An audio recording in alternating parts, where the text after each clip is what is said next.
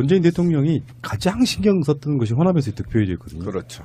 확고한 지역 기반 자체가 이렇게 자리를 잡고 있어야 하고 그리고 실제로 민주 진보 진영의 상징이라고 할 수 있는 호남에 대해서는 굉장히 신경을 썼고요. 그래서 우리들도 방송을 그런 개념으로 엄청 많이 했는데 호남에서의 득표율이 출구조사라든지 개표 과정에서 나오는 거 보니까 굉장히 감동스러웠었거든요. 더군다나 그 지역에는 현역 의원이 2명인가 밖에 없잖아요. 호남 그렇죠. 통틀어가지고. 그러니까 실질적으로 그 당시에 호남 선거 사령탑은 두 사람이다는 얘기가 있었어요. 김정숙 여사하고 김홍걸 위원장. 맞습니까? 아, 그건 좀 이제 좀 과찬이신 것 같고요. 그 현지에서 우리가 이름이 알려지진 않은 분들이지만 현지에서 꾸준히 조직을 관리하고 열심히 뛰어주신 분들이 계셨기 때문에 이게 된 거죠. 이제 근데 어쨌든 지난번 제가 여기 나왔을 때도 말씀을 드렸지만 그 호남의 유권자들이 역시 기대했던 대로 현명한 판단을 내리셔가지고 선거 초반, 그러니까 4월 초 정도만 해도 좀 염려가 되는 상황이었었는데 불과 한 달 만에 상황을 완전히 바꿔놓으신 거죠. 위원장님은 공도 있는 거잖아요. 그렇죠. 글쎄요. 그렇게 말씀드리고 싶어요. 아니 박지원 대표님 저격수는 유일하게 위원장님이 했잖아요. 다 잡았잖아. 아무도 댓글을 못해. 글쎄요. 네. 뭐 저는 딴 것보다도 그분이 그동안에 가장 본인이 자랑할 수 있었던 것이 저희 아버지를 도와서 맞아요. 그 햇볕 정책을 펼치는데 공헌을 했고 뭐 남북 정상회담 이런 걸 성사시키는데 공을 세운 그것을 평생의 자랑으로 할 수 있었던 분인데 스스로 자기 인생을 부정하는 말씀을 하시니까 제가 그거는 보고 있을 수가 없었던 거죠. 아, 통쾌했습니다. 광주 61.1, 전북 64.8, 전남 59.9인데요. 60%가 훨씬 넘잖아요. 평균으로 따지면. 이게 굉장한 의미를 갖는 게 바로 작년 총선 때는 국민의당이 의석을 싹 들여간 곳이잖아요. 근데 여기서 그 당의 대선 후보가 나왔음에도 불구하고 다른 당, 객관적으로 보면 그런 거죠. 다른 당의 후보가 60%가 넘는, 제가 항상 방송으로 드리는 말씀 있지 않습니까? 선거라든지 여론조사에 60%가 넘는 압도적인 것, 그게 의미가 없어지는 것처럼 이렇게 압도적인 상태가 됐단 말이에요. 이거는 선거로 설명이 굉장히 어려운 이야기예요, 이게. 어떻게 보면은. 그렇죠. 지역위원장들 완전히 장악하고 있는 상태에서 이렇게 역부로 나타났다는 건 정말 신기한 일이죠. 그렇죠. 그러니까 조직이 워낙 선거에서는 그 조직의 힘이 무서운 것인데 조직이 훨씬 불리한 상황에서 그렇죠. 우리가 그런 승리를 했다는 것은 유례를 찾기가 사실 힘든 맞습니다. 경우죠.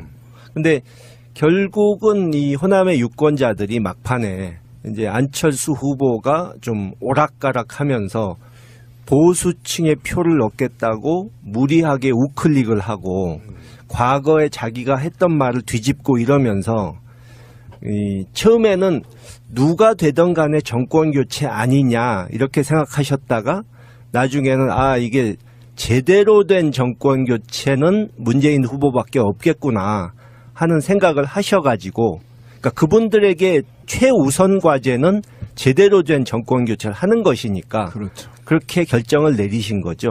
저희 어머님 변화만 보더라도 저는 이제 사실은 성남시장님을 대기를 했는데 예. 지방에서는 성남시장이 누군지를 모르더라고요. 아무래도 인지도가 좀 떨어지죠. 네, 저 깜짝 놀랐어요. 그래서 어머님 입에서 나온 게 안철수가 새로운 사람이라면서 이렇게 얘기를 몇 개월이나 하시다가 선거 한 달 정도 남고 야 안철수 저거 안 되겠다. 차례 지내러 갔을 때 제사 지내러 갔었구나. 그런 말을 하더라고요. 그래서 그것만 보더라도 변화가 굉장히 민감하다.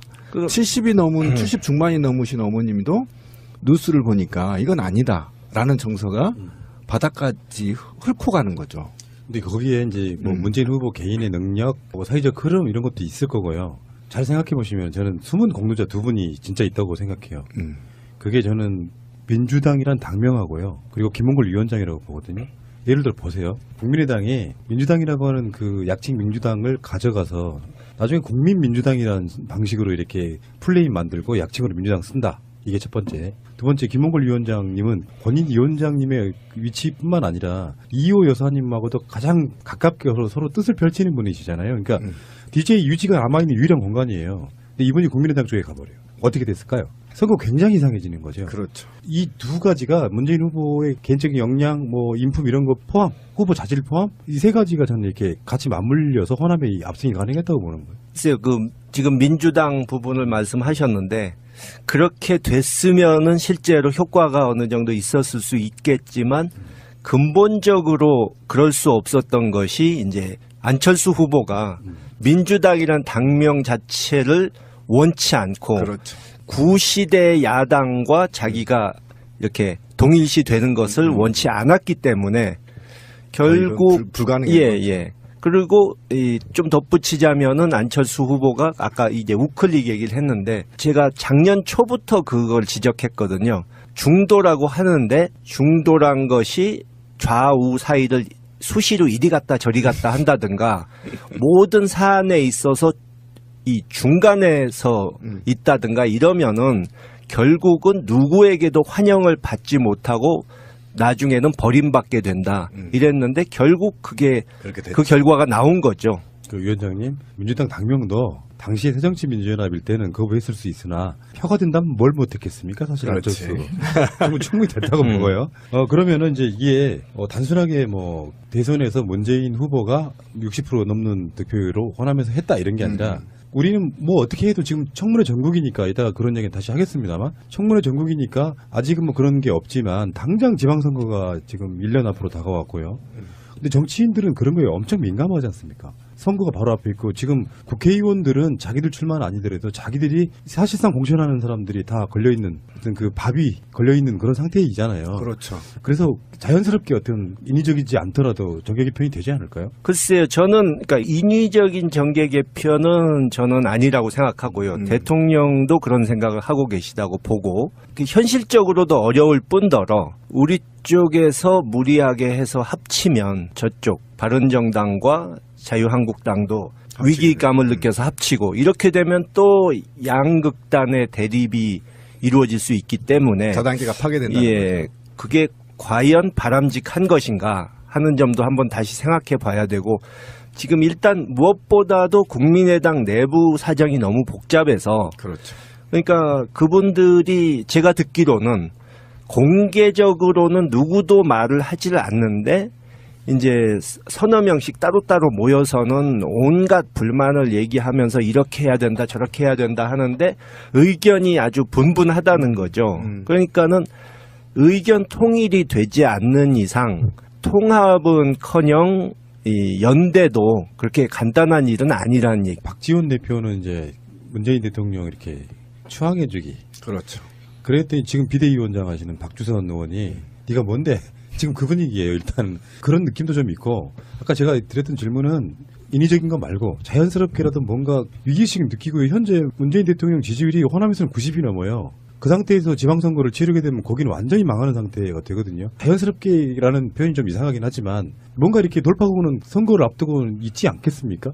과거 같으면 일부가 탈당해서 민주당으로 온다든지 이런 일이 있을 수도 있는데 요즘은 또 분위기가 이렇게 당적을 자꾸 바꾸는 것에 대해서 굉장히 국민들이 부정적으로 보고 철새 취급을 하니까 그것도 간단치는 않죠. 또 배신자 소리를 듣고 하니까. 그러니까 지금 그런 생각을 하는 분들 중에는 예를 들어 국민의당이 바른정당과 합친다든가 이런 뭔가 도저히 여기하고는 같이 못하겠다 하고 나올 수 있는 핑계를 노리고 있을 수는 있겠죠. 참 복잡하게 돼요. 우리 지금 보면 사당 체제가 좀 맞다고 봐요. 왜 그러냐면 사실은 비상식과 통합하자는 건 아니었거든요. 그렇기 때문에 소멸을 해야 될 정치들은 소멸을 좀 해주고 새로운 정치로 좀 바꿔야 되는데 제가 볼 때는 국민의당이 복잡한 이유가요.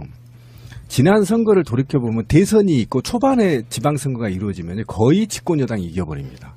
그게 패턴이 비슷하게 나타나는데 그 패턴은 뭐냐면 그러니까 기존에 지금 새로 당선된 대통령의 힘을 실어주기 위해서 지방선거를 몰아준단 말이에요. 이런 걸 다 감안해서 봤을 때 국민의당은 굉장히 위기의식을 느낄 수밖에 없다. 저는 그렇게 보거든요. 이건 대선 자체가 아까 그 약간 드라마 같은 이야기라고 했던 것 중에 불과 대선 끝나고 10일이 안 된 상태에서 광주 5.18 행사가 있었잖아요. 그렇죠. 근데 그 약속을 대선 며칠 전에 하고 가고 후보가 당선되고 와서 정말 명장면 하나 만들어진 것 중에 하나가 그때 태어났다는 뭐 그분이 아버지 그리면서 연설하고 나서 원자인 대통령이 가서 이렇게 안아주는 장면 같은 거는 너무 상징적이어가지고 그렇죠. 그래서 이게 민심은 막 요동치고 국민의당 지지율은 뭐 한 자릿수로밖에 안 나오고 선거는 다가오지. 그러니까 지역위원장들이나 현역 의원들 입장에서는 매가 탈 것 같고요. 이게 당장은 밖으로 못 늘어나는데 내년 6월 지방선거가 있으면 내년 초 정도 되면은 들썩들썩 하지 않겠냐고요. 그대로 두면 다 떨어지는 건데요. 그렇죠. 5.18 그 행사가 이거를 뭐 이 권투 경기로 치면 국민의당이 이제 정신이 오락가락 휘청휘청 하고 있는데 마지막 끝내기 펀치를 얻어맞은 맞아요. 꼴이 돼서 아마 그분들이 그 충격이 컸을 거라고 봅니다. 근데 어쨌든 좀 지방선거랑 전체적으로 얘기를 해보면 저는 작년에 강주도청을 가봤는데 유가족 단체에서 집회를 하고 계시더라고. 농성을 정거농성을 하고 계시는데 왜 정거농성을 하고 있냐라고 물어봤더니 저는 정말 강주가 그렇게 바뀐지를 몰랐어요. 제가 얼마나 황당했냐면 도청 건물을 전부 리모델링을 해버렸어요. 보셨죠? 예. 그 총탄 이런 거를 전부 보이지 않게요. 합판 등 인테리어로 전부 다 발라버렸어요. 그리고 그 나무 바닥은 나무로 그 냄새나는 나무로 딱 교체해버리고 그래서 그거를 보존하지 않으려고 했다는 것 자체가 굉장히 불쾌했어요. 그래서 저는 아까 통합위원장한테 그 점을 물어보고 싶었어요. 지금 호남에 이번에 더불어민주당을 지지하고 문재인 대통령을 지지했던 이유가 어쨌든 호남 그 혁신과 개혁 그리고 사회적, 경제적, 정치적 소외 지역에 골고루 재화를 분배를 하지 않는 그동안의 불만들이 함축되어 있다고 보고 그다음에 일반 정치인들이 개혁이 퇴색시키고 기득권화되어 있다는 점도 좀 아시죠? 네. 예, 그러면 이제 지방선거를 이기려면 지역 정치가 환골탈퇴를 해야 된단 말이에요. 제가 최근에 작년에입니다. 저희 고향이 이제 없어질 위기에 있어요. 신도시가 들어선다는 겁니다. 근데 그 지역을 설계하는데 이제 부도지사가 온 모양이에요. 부지사가 쉽게 말하면. 그런데 그 비포장이거든요. 근데 소방차가 와서 물을 뿌렸다는 거예요. 부도지사가 오기 전에. 그걸 보고 밭을 매든 김을 매든 어르신들이 혀를 찼다는 거야. 그러니까 뭐냐면 국민들은 저게 이미 구시대라는 걸 알고 있단 말이에요. 그런데 전라남도의 관료들은 새누리당만큼이나 관료화되어 있단 말이에요. 이런 정치와 중앙정치의 갭을 어떻게 줄이고 개혁의 정치, 소외의 정치를 탈피할 수 있는 거냐. 이런 측면에서 통합위원장이 그런 가운데에서 어떻게 역할을 하느냐에 따라 지금 호남이 새로운 아래로부터 진정한 혁신, 개혁, 그다음에 통합이 이루어질 수 있는 것인지 그런 좀 의견을 좀 들어보고 싶었어요. 오늘 꼭 오신다고 그래서. 네. 저도 뭐 그 부분에 있어서는 동의를 하고요. 예. 그러니까 호남의 단체장들이 예. 영남과 소위 보수 성향 정당에서 나온 사람들과 그런 권위주의적인 면에 있어서 다를 바가 없는 사람들이 많다 예. 하는 그 부분에 있어서는 뭐 저도 동의를 하고 그래서 이제 내년 선거 때 아무래도 국민의당 쪽이 지역 유지들의 지지를 받는 사람들이 많고 예, 또 그렇죠. 지명도가 더 위인 사람들이 좀 많긴 한데 그것을 비슷한 식으로 대응할 것이 아니라 참신하고 개혁적인 후보를 내가지고 그런 식으로 차별화하는 방향으로 가야 되는 것이 아닌가. 한마디로 중앙에서 대통령이 보여준 것을 지역에서 또 비슷한 모습으로 구현할 수 있는 그런 사람 후보들이 많이 나와야 되는 것이 아닌가 저도 그런 생각을 해봤습니다. 속이 다 시원합니다. 그러면 그런 준비를 당에서는 해야 될 거 아니에요. 굉장히 저한테 중요해서 말씀을 드리는 거예요. 예, 아직 뭐 이제 저희가 대선 마무리가 이제서 끝났기 때문에 한 달도 안 아직 좀 됐으니까. 시간이 없긴 했는데 또 정부도 뭐 잘 아시다시피 아직 장관들 임명도 다 못하고 그렇죠. 좀 어수선한 상황이긴 하죠 아직. 근데 이제 곧 그런 준비에 들어가야 한다고 생각합니다. 꼭 그 역할 해주실 거죠? 예, 예. 노력하겠습니다. 대선 때 그 판 한 가운데에 계셨었는데 혹시 특별히 기억에 남는 에피소드 이런 것들 있으셨나요? 목포 같은 곳에서 유세했을 때 아버님의 고향이. 예, 저희 후보가 광주 끝내고 목포로 가시는데 저도 합류해서 같이 갔는데 사실 도착하기 전만 해도 좀 걱정이 됐어요. 그러니까 잘 아시다시피 거기가 박지원 대표의 그렇죠. 아성이고 제가 경험해 봤지만 지역 방송국, 언론, 뭐 단체들, 유지들 이런 것을 확실히 쥐고 있는 분이라 맞아요. 우리 쪽에 이제 유세에 사람들이 과연 많이 나올 것인가 그렇게 걱정을 했는데 가보니까 예상보다 훨씬 많은 사람들이 특히 젊은 층들이 자발적으로 나와서 군중 숫자나 열기가 엄청났거든요. 20, 30대가 많이 예, 나왔고 예. 그때 이제 호남에서 확실하게 우리가 압승할 수 있겠구나 하는 느낌이 들었죠. 위원장님 목포나 신안에 살아보신 적 없으시잖아요. 살아본 적은 없습니다. 항상 느끼는 게 그거야. 위원장님은 서울 출신. 서울에서 태어났습니다. 태어나셨죠. 예. 사시는 분들처럼 잘한다고는 할 수가 없죠. 그러니까 네. 저기 신비님이나 저나 여기 마차님이나 이런 사람들이 다 김홍걸 위원장님보다 호남 민심을 더 잘하는 사람들이야. 예, 그렇게 말씀하실 수 있겠죠. 예. 그랬어요. 저기 제가 저번에 인터뷰 나오셨을 때 웬만하면 출연자분들하고 사진 안 찍잖아요. 제가 그 사진을 딱 찍어가지고 어머니 우리 가족들이 있는 카톡으로 보내드렸거든요.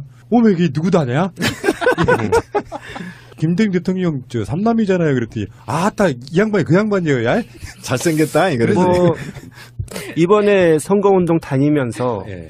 어르신들께서 이렇게 따뜻하게 맞아주셔서 굉장히 고마웠고요. 그러니까요. 이번에 우리가 선거에서 그 지역에서 압승할 수 있었던 것은 단순히 여러 가지 물론 지금 현재 벌어진 상황과도 관련이 있지만 작년 총선 때 뭐 저도 그렇고 대통령도 그렇고 그 당시에 호남 상황이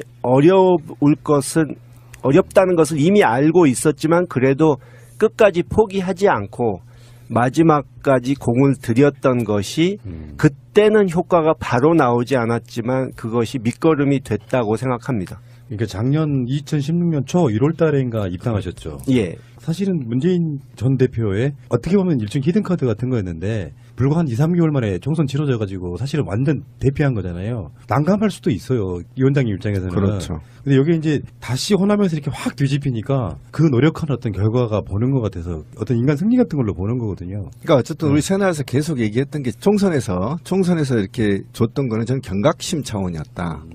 그런 측면에서 우리 방송에서 계속 그렇게 얘기했는데 결과적으로 이제 그게 맞은 거잖아요. 그러니까 저는 호남인들의 정치적 감각은 굉장히 뛰어나다고 생각하고 그리고 그 개혁의 의지들이 한 번도 이렇게 보수화되거나 짓눌러 본 적이 없었거든요. 그런 그렇죠. 측면에서, 그러니까 작년에 국민의당이 득세하니까 그것을 호남의 보수화로 왜곡해서 그렇죠. 얘기하는 사람들이 있었는데 그렇지 않다는 것이 이번에 증명이 된 거죠. 그렇죠. 그 이야기는 진짜 내가 목이 메이는데요. 그러니까요. 호남의 선택은 어쩌면 상수인 더불어민주당 잘하라고 하는 채찍이었다. 네. 그리고 아까 이 위원장님 말씀하셨지만 문재인 대통령이 끊임없이 포기하지 않고 찾아갔어요. 네. 그런 측면도 굉장히 높이 봐야 되는 거죠. 우리 영부인께서 포기하지 나오시면 또 호남에서 이렇게 방어도 넣고 선거운동 하실 것도 좀 들어봐야 되는데 어쨌건 사실상의 호남 공동 선대위원장 자 고생하셨고요. 축하드리고요. 또 마음의 짐을 좀 더신 것 같다는 생각 좀 들고 그러니까요. 저희 어머니가 아까 제가 사진 이야기를 드린 이유가 뒷말이 좀 빠져가지고 말씀 소개를 해드리면 아따 저 양반이 김대중 대통령 아들이어야 그럼 나는 문재인 찍어야지 이런 식이었던 거예요. 논리가. 그분들한테 그런 게 분명히 있다는 말씀을 드릴게요. 된 정권 교체는 문재인 후보밖에 없겠구나 하는 생각을 하셔가지고 그러니까 그분들에게 최우선 과제는 제대로 된 정권 교체를 하는 것이니까 그렇죠. 그렇게 결정을 내리신 거죠. 저희 어머님 변화만 보더라도 저는 이제 사실은 성남시장님을 대기를 했는데 예. 지방에서는 성남시장이 누군지를 모르더라고요. 아무래도 인지도가 좀 떨어지죠. 네, 저는 깜짝 놀랐어요. 그래서 어머님 입에서 나온 게 안철수가 새로운 사람이라면서 이렇게 얘기를 몇 개월 전에 하시다가 선거 한 달 정도 남고 야 안철수 저거 안 되겠다. 차례 지내러 갔을 때 제사 지내러 갔었구나. 그런 말을 하더라고요. 그래서 그것만 보더라도 변화가 굉장히 민감하다. 70이 넘은 70 중반이 넘으신 어머님도 뉴스를 보니까 이건 아니다라는 정서가 바닥까지 훑고 가는 거죠. 근데 거기에 이제 뭐 문재인 후보 개인의 능력, 뭐 사회적 흐름 이런 것도 있을 거고요. 잘 생각해 보시면 저는 숨은 공로자 두 분이 진짜 있다고 생각해요. 그게 저는 민주당이란 당명하고요. 그리고 김홍걸 위원장이라고 보거든요.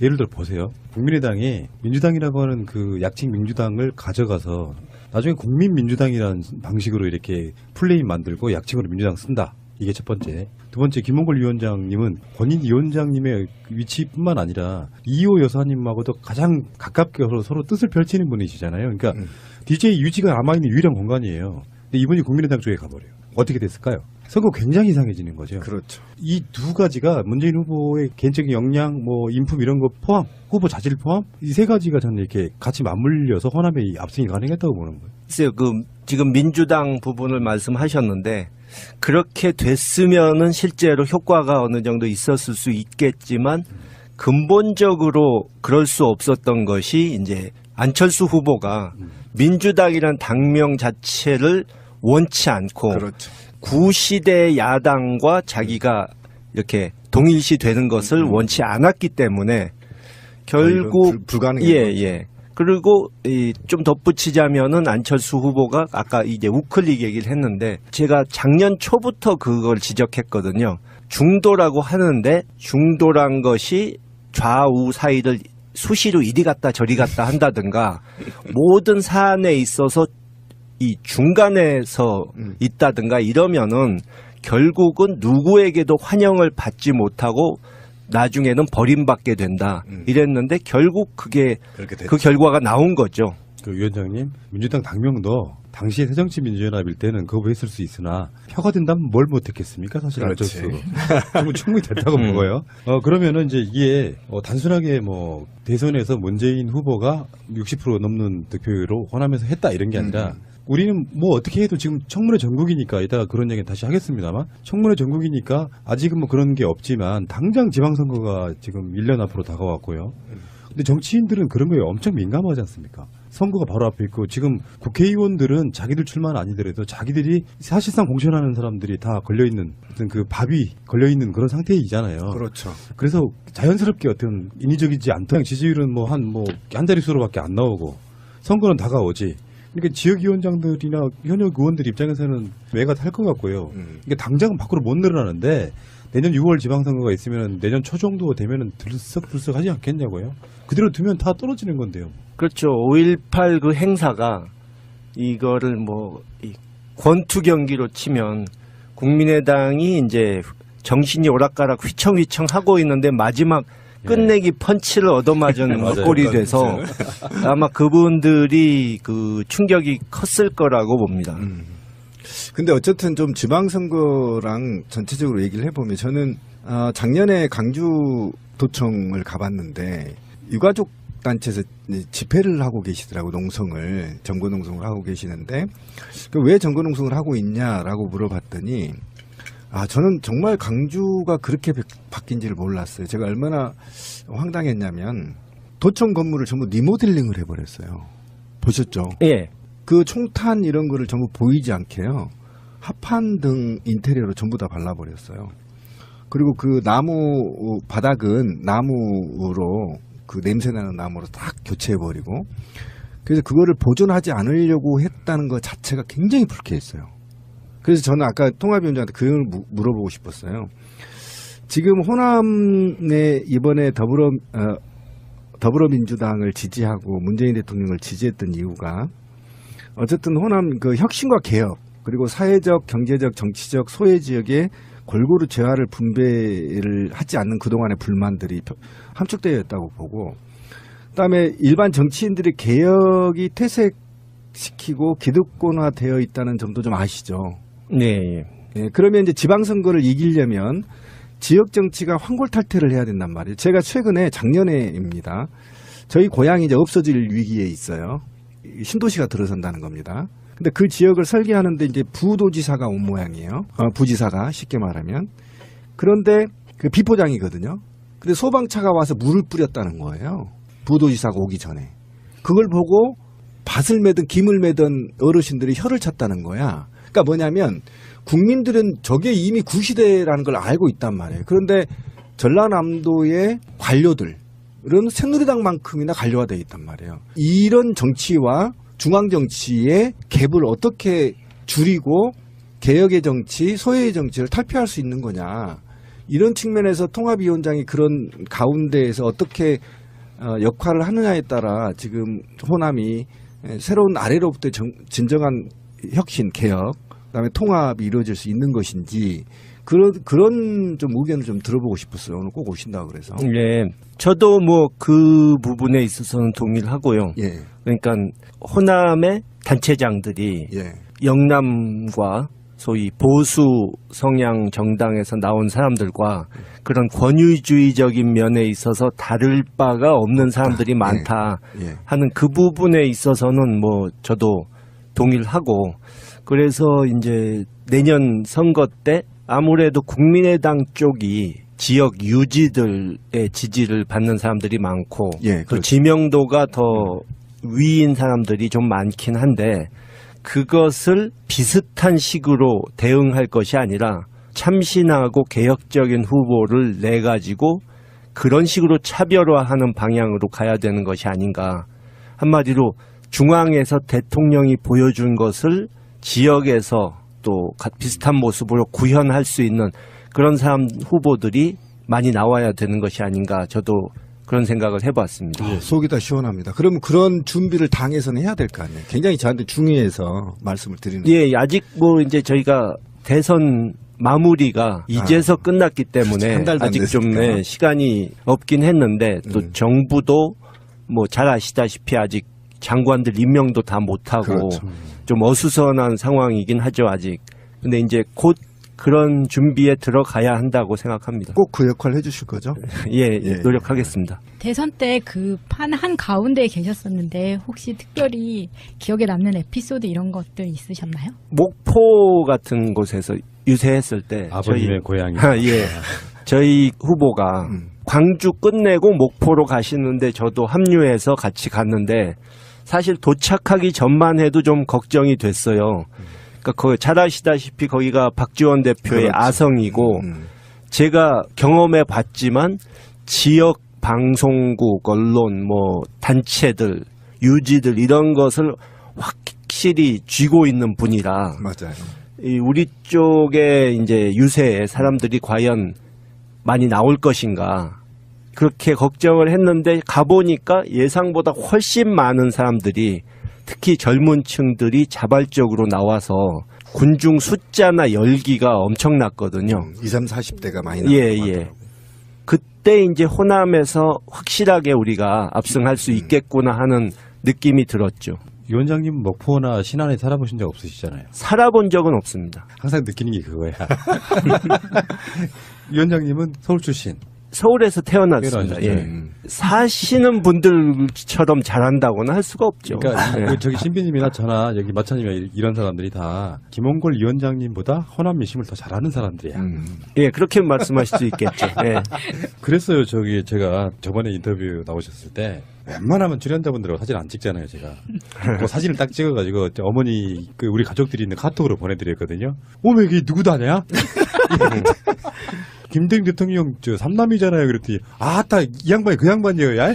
잘생겼다 이거지. 뭐 이번에 선거운동 다니면서 예. 어르신들께서 이렇게 따뜻하게 맞아주셔서 굉장히 고마웠고요. 그러니까요. 이번에 우리가 선거에서 그 지역에서 압승할 수 있었던 것은 단순히 여러 가지 물론 지금 현재 벌어진 상황과도 관련이 있지만 작년 총선 때 뭐 저도 그렇고 대통령도 그렇고 문재인 대통령이 가장 신경 썼던 것이 호남에서의 득표율이었거든요. 그렇죠.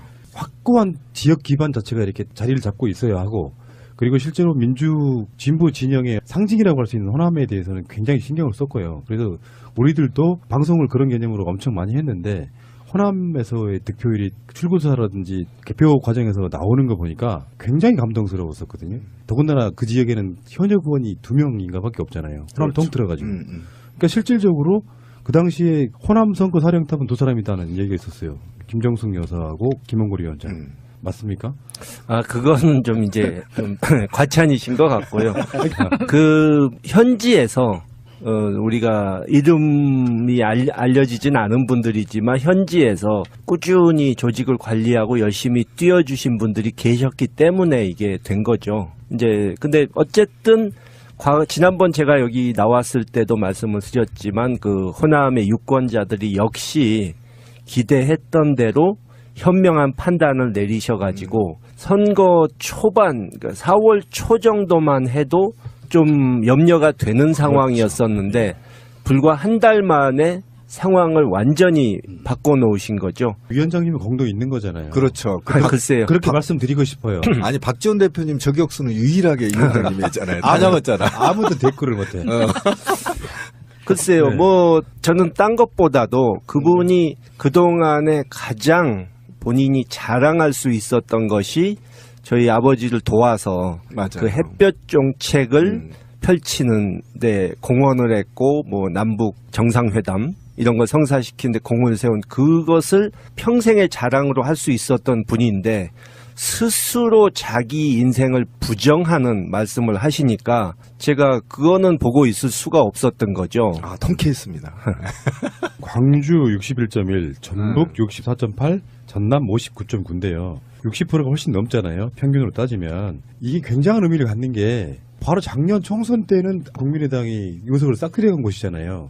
근데 여기서 그 당의 대선 후보가 나왔음에도 불구하고 다른 당, 객관적으로 보면 그런 거죠. 다른 당의 후보가 60%가 넘는, 제가 항상 방송으로 드리는 말씀 있지 않습니까? 선거라든지 여론조사에 60%가 넘는 압도적인 것, 그러니까 이게 의미가 없어지는 것처럼 이렇게 압도적인 상태가 됐단 말이에요. 이거는 선거로 설명하기 굉장히 어려운 이야기예요, 이게. 어떻게 보면은. 그렇죠. 지역위원장들 완전히 장악하고 있는 상태에서 이렇게 역부로 나타났다는 건 정말 신기한 일이죠.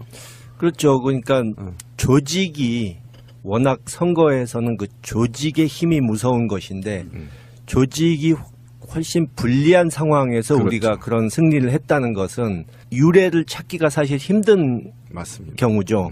근데 결국은 이 호남의 유권자들이 막판에 이제 안철수 후보가 좀 오락가락하면서 보수층의 표를 얻겠다고 무리하게 우클릭을 하고 과거에 자기가 했던 말을 뒤집고 이러면서 처음에는 누가 되던 간에 정권 교체 아니냐 이렇게 생각하셨다가 나중에는 이게 제대로 라도 정계 개편이 되지 않을까요? 글쎄요. 저는 그러니까 인위적인 정계 개편은 저는 아니라고 생각하고요. 대통령도 그런 생각을 하고 계시다고 보고 현실적으로도 어려울 뿐더러 우리 쪽에서 무리하게 해서 합치면 저쪽 바른정당과 자유한국당도 위기감을 느껴서 합치고 이렇게 되면 또 양극단의 대립이 이루어질 수 있기 때문에 다단계가 파괴된다는 예, 거죠. 그게 과연 바람직한 것인가 하는 점도 한번 다시 생각해 봐야 되고 지금 일단 무엇보다도 국민의당 내부 사정이 너무 복잡해서 그렇죠. 그러니까 그분들이 제가 듣기로는 공개적으로는 누구도 말을 하지를 않는데 이제 서너 명씩 따로따로 모여서는 온갖 불만을 얘기하면서 이렇게 해야 된다 저렇게 해야 된다 하는데 의견이 아주 분분하다는 거죠. 그러니까는 의견 통일이 되지 않는 이상 통합은커녕 이 연대도 그렇게 간단한 일은 아니라는 얘기. 박지원 대표는 이제 문재인 대통령 이렇게 추앙해주기. 그렇죠. 그랬더니 지금 비대위원장 하시는 박주선 의원이 네가 뭔데? 지금 그 분위기예요. 일단 그런 느낌도 좀 있고 아까 제가 드렸던 질문은 인위적인 거 말고 자연스럽게라도 뭔가 위기의식을 느끼고 현재 문재인 대통령 지지율이 호남에서는 90이 넘어요. 그 상태에서 지방선거를 치르게 되면 거기는 완전히 망하는 상태가 되거든요. 자연스럽게라는 표현이 좀 이상하긴 하지만 뭔가 이렇게 돌파구는 선거를 앞두고는 있지 않겠습니까? 과거 같으면 일부가 탈당해서 민주당으로 온다든지 이런 일이 있을 수도 있는데 요즘은 또 분위기가 이렇게 당적을 자꾸 바꾸는 것에 대해서 굉장히 국민들이 부정적으로 보고 철새 취급을 하니까 그것도 간단치는 않죠. 또 배신자 소리를 듣고 하니까. 그러니까 지금 그런 생각을 하는 분들 중에는 예를 들어 국민의당이 바른정당과 합친다든가 이런 뭔가 도저히 여기하고는 같이 못하겠다 하고 나올 수 있는 핑계를 노리고 있을 수는 있겠죠. 참 복잡하게 돼요. 우리 지금 보면 사당 체제가 좀 맞다고 봐요. 왜 그러냐면 사실은 비상식과 통합하자는 건 아니었거든요. 그렇기 때문에 소멸을 해야 될 정치들은 소멸을 좀 해주고 새로운 정치로 좀 바꿔야 되는데 제가 볼 때는 국민의당이 복잡한 이유가요. 지난 선거를 돌이켜보면 대선이 있고 초반에 지방선거가 이루어지면 거의 집권 여당이 이겨버립니다. 그게 패턴이 비슷하게 나타나는데 그 패턴은 뭐냐면 그러니까 기존에 지금 새로 당선된 대통령의 힘을 실어주기 위해서 지방선거를 몰아준단 말이에요. 이런 걸 다 감안해서 봤을 때 국민의당은 굉장히 위기의식을 느낄 수밖에 없다. 저는 그렇게 보거든요. 그러니까 이건 대선 자체가 아까 그 약간 드라마 같은 이야기라고 했던 것 중에 불과 대선 끝나고 10일이 안 된 상태에서 광주 5.18 행사가 있었잖아요. 그렇죠. 근데 그 약속을 며칠 전에 대선 며칠 전에 하고 가고 후보가 당선되고 와서 정말 명장면 하나 만들어진 것 중에 하나가 그때 태어났다는 뭐 그분이 아버지 그리면서 연설하고 나서 원자희 대통령이 가서 이렇게 안아주는 장면 같은 거는 너무 상징적이어가지고 그렇죠. 그래서 이게 민심은 막 요동치고 국민